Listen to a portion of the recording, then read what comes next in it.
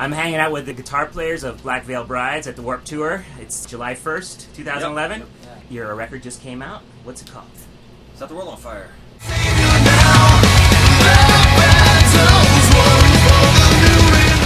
We know that you have, a fun, outrageous image, but we're going to talk more about guitar stuff because you guys are serious players too.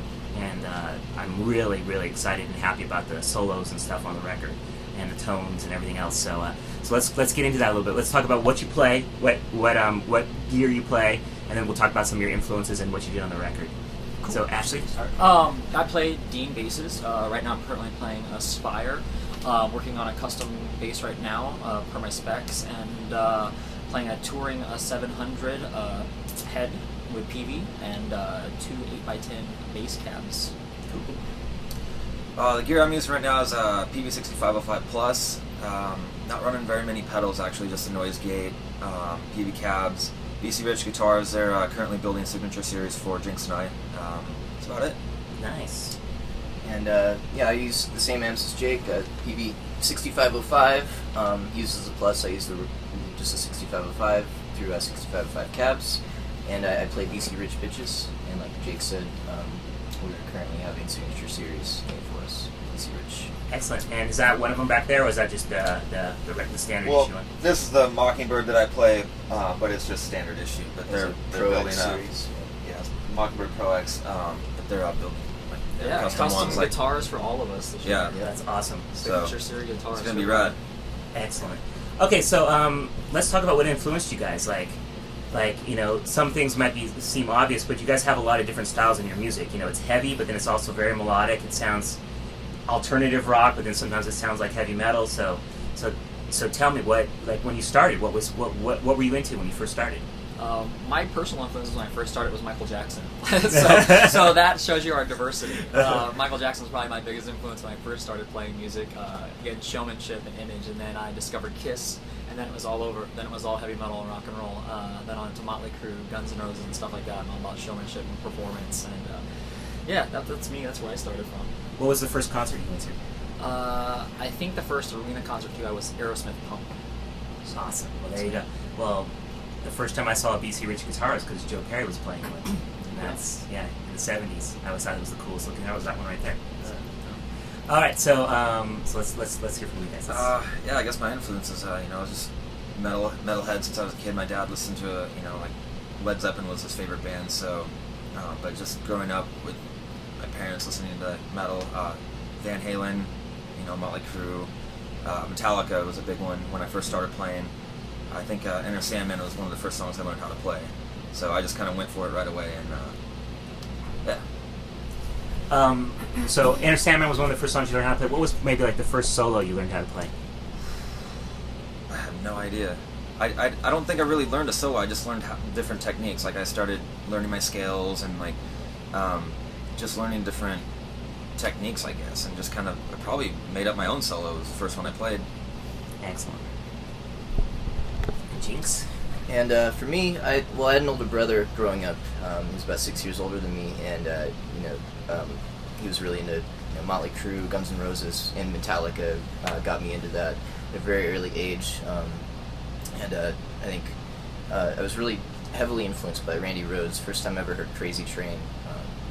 That was it. Like that was actually the first riff I ever learned to play on guitar. It was the riff to Crazy Train, and I just went from there. I really got into Metallica, and then after that, I kind of got into classical music a little bit because I noticed a lot of the influence on, especially Randy Rhoads' playing, and picked up a lot of music theory through learning Bach, and but just pretty much metalhead all the way through.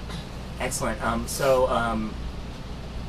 Let's talk about when you guys got together. When you guys write these songs, you have dual solos. You have some solos where you switch off, and you have other ones where you guys kind of play Thin Lizzy, Iron Maiden style dual leads.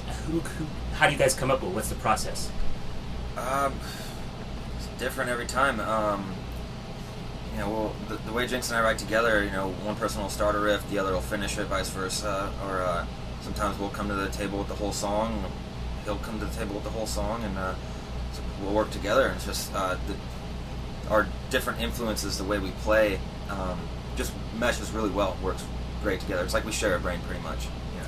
So when you say like you're coming up with a solo, does he kind of join in the harmony right away, or do you guys like have to stop and go, how do we want to do this? How should we do this? I don't know. I mean, a lot of times when I'm writing solos, I used to, I use Pro Tools recording and whatever, and I used to piece them together. But like on this new record, I took a different approach to it, and I would just loop back the section of the solo and just play for like hours until I had the complete solo worked out in one piece instead of piecing it together. So that's kind of the approach I took on the new record. I think it makes me write better solos. As far as the dual lead stuff, I mean, yeah, like Jake will come up with a guitar melody, a lead line or something, and then I'll figure out the harmony to it, or vice versa. And like he says, we share a brain. Yeah, and it's trying to pick your notes wisely. Like you can just do a regular harmony, but it's switching it up. Like yeah, like sometimes well, like just using theory, just not always using just thirds. Switch to a fourth or fifth or something to make it more flavorful. Yeah, like two different melodies going on at the same time to create a awesome harmony. Absolutely. And so, who are some of your favorite guitar players that influenced your guys' style? I'm very influenced by Paul Gilbert. He's my favorite guitar player. Really? Okay, cool. I wouldn't have guessed that. So. And I still stand by Randy Rhoads is always my all-time favorite. Yeah. And obviously, are you guys fans of the guys from Maiden, and from and stuff? Yep. Because I hear Maiden in it. In my opinion, I hear the Maiden in the solo parts of it. I hear Maiden. And that's what always made Maiden stand out so much to me when I was a kid. Right. Yeah. Well, nobody does it anymore, so yeah, do something different. Bring it back. Yep. Heavy metal. And your guys' tone, you could tell there's two different guys playing, but you guys use the same stuff. So how do you guys differentiate your tone? Actually, we try to pretty much match the tone. Yep. Yeah. Really? Mm-hmm. Yeah. We So it pretty must much be in have your the same fingers. settings, So it's just in your fingers then. I suppose. Yes, I don't know. Same gears, same settings. Yeah, same pedals. Yeah. It might be the guitars. I don't know. Yeah, maybe. Possibly. Okay, so do you use anything besides the straight in? Raw. Just raw? Just like I like my straight steaks. ahead? Raw. Yeah. Like your cheeks? Yeah, raw. just chicks. Like Yeah, to do no his pedals, chicks. no effects, just a straight ahead rock and roll. Is there I don't know these PV amps very well, so explain it to me. Is there a drive on the head, or is there a... No, I don't use anything, man. I'm raw, and I don't like high attack on it either. I just like it very warm, very rock and roll, not as metal. More classic? Yeah, it's very classic sound. very heavy. But you play pick or not? No pick? Pick, yeah. Pick. Always? Definitely, always. And what about you guys? Always picks? Oh, I play guitar with my fingers. I like to finger a lot. I play with my teeth, my tongue. No, I use a pick. Yeah, makes sense. There's one right there. Yeah. That's me. Oh, it's not me. Floating head. Where's yours? Let's talk about what strings you use and what size and all that. 50 to a 105 and the Dario strings. Yes. Dario XLs. Yeah. Round wound. Right? There you go. Yeah. And yes. Strings I use the 52 to 10. 10 to 52s. 10 52s. Yeah. Yeah. Yeah, that's my favorite. And the only thing different, rather than a 17 for the G string, we use a wound. A wound 20. Oh, that's right. That's right. He said G string. Well, look at his. Yeah, look at his. Oh, I think that's a cod piece. How about Ashley? What's your favorite performance on the record? My favorite song on the record is "Love Isn't Always Fair." Very straight ahead metal and just sexy. There's a lot of groove and a lot of rhythm to it. So that's my favorite song. That's good for you because you get bass and drums, get this It's all good. groove it a bit. What about you guys? One of my favorite songs on the record is Rebel Love Song, but I think my favorite guitar solo is the Set the World on Fire song. And my favorite song to play live is The Legacy, I think. Or Legacy is a favorite one to play live. And what's your favorite one on the record? My favorite one on the record would probably have to be Savior, just because I had a lot of input on that song. It's really Okay. And what song came together like magically in the studio? Like when you guys were all playing? Fallen Angels. Fallen That Angels. was the last song we did. Yeah. And it happened in like 2 days. Yeah, literally. Wrote, recorded, Yeah. tracked, 2 days, Everything. pretty much. 2 days. And when does Andy come into the picture with the songs? Right away, Yeah, yeah. right away. Like they're tracking. Me and Andy are in a different room doing lyrics and melodies. So And that's what we do. Do you help with the melodies and lyrics? Yeah, we do Oh, all okay, lyrics great. and melodies, and these are instrumentation we're- guys. Doing all the Gotcha. music. So So doing it's music. kind of like Rush, like you help write lyrics. Is that how Rush works? I think Neil Peart writes all the lyrics, Okay. and then he has I don't Gideon know much sing about it. Rush, but yeah, Xander to take care of all that process. Why these guys? I mean, it's a really fast process for our record because these guys are in there tracking all the music, and then me and Andy are in a different room writing lyrics and melody. So when they finish something, we can go on, take that while they're tracking something else, and then we're already working on the song they already tracked, and then it's just a revolving cycle, and we get things done pretty easy and pretty fast that way. Yeah. It's a good working environment. It's a good way to write.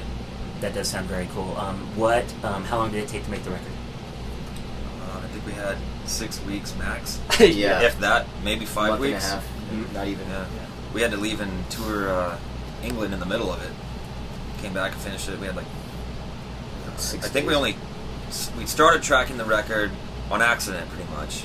Set the World on Fire was the first song we did, and then we just went for it. We had about 2 weeks of recording. Went to England for 2 weeks. Came back and had maybe 2.5 weeks left, and then finished it. So it was pretty quick. It's so funny how fast it was, but it was very focused too. Yeah, It was a very very focused focused. record. I don't know.